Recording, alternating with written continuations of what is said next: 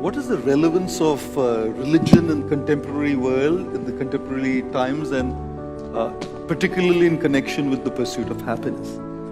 So that's where I would bring up my second point that I left, this collective responsibility which is together, and then there is an individual responsibility as well. How many of you saw the movie Diwar? Okay, brilliant. How many of you remember the dialogue between Amitabh Bachchan and Shashi Kapoor, where Amitabh Bachchan talks to Shashi Kapoor and says, "Mere paas bangla hai, gaadi hai, naukar hai, chakar hai, tere paas kya hai?" And we know Shashi Kapoor says, "Mere paas maa." 2022, cut to 2022, and the dialogue has changed. Where Amitabh Bachchan says to Shashi Kapoor, "Mere paas Lamborghini hai, mere paas Ferrari hai, mere paas Bentley hai, mere paas Audi hai, tere paas kya hai?" And Shashi Kapoor says, "Mere paas parking space hai." In a city like Mumbai, parking space is probably more expensive than the car itself, I think, you know. And I've often said that whatever car we drive in the city, there's one car that we must all drive in our life. And that car is an acronym. In that car, the C stands for change what you can change.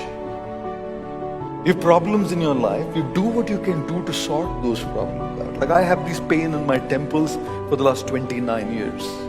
I've tried everything, allopathy, homeopathy, naturopathy, even tried Tirupati, nothing worked.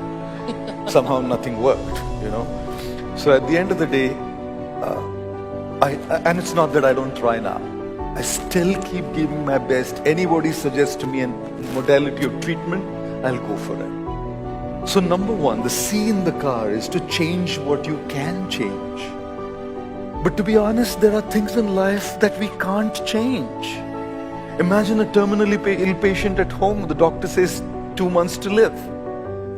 Imagine a couple born with a child with special needs. Can't change everything. And therefore, A in the car stands for accept what you cannot change.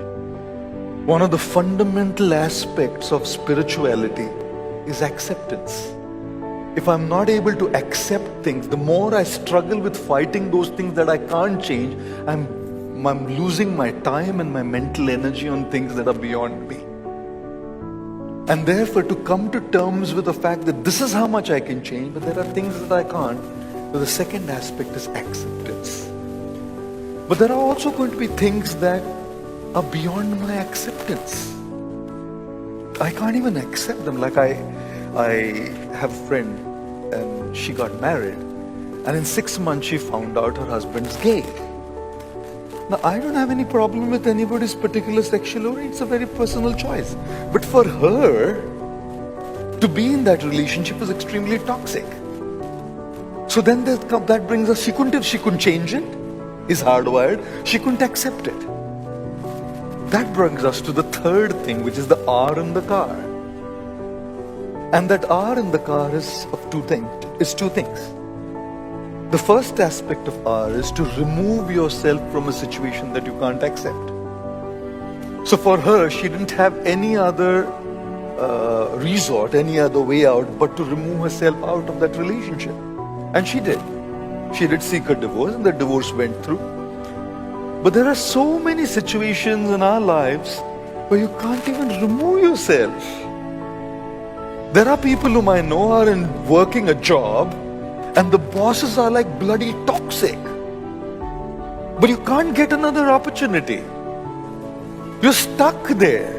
You can't change the boss. He's who he is, or she is who she is. You can't accept them. You can't even remove.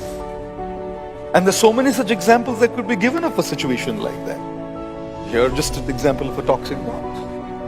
And therefore, then the R stands for rise above what you cannot accept. I was in New York and I was flying from New York to Chicago. Just the day before, me and my friend were walking. I live in Manhattan when I go to New York, and we were walking around and we went to the One World Observatory, went up and we watched it all. It was fantastic. Stood down at the massive building, humongous. And the next day when we flew, when the flight took off and gained altitude, I saw this very same building. The building hadn't changed. It was exactly the same. It stayed in the same place. It was as huge. But because I had risen above, it started seeming to be insignificant and small to me. Not because it became insignificant, because I rose above. So change what you can change. Accept what you can't change. Remove yourself when you can't accept and you can remove. And when you can't even remove, then you have to be there, but learn how to rise above. That is where I feel, whether call it religion, call it spirituality, that is the contribution of spiritual culture in modern times. Because in modern times, we find ourselves in extremely helpless situations at times. Situations where nothing outside is able to help us. And there's no other way but to rise above. And I think that is a key role that spirituality or religion can play. The problem with religion, however, is religion and faith has boundaries. Whereas when you talk about spirituality is universal beyond any boundaries of faith.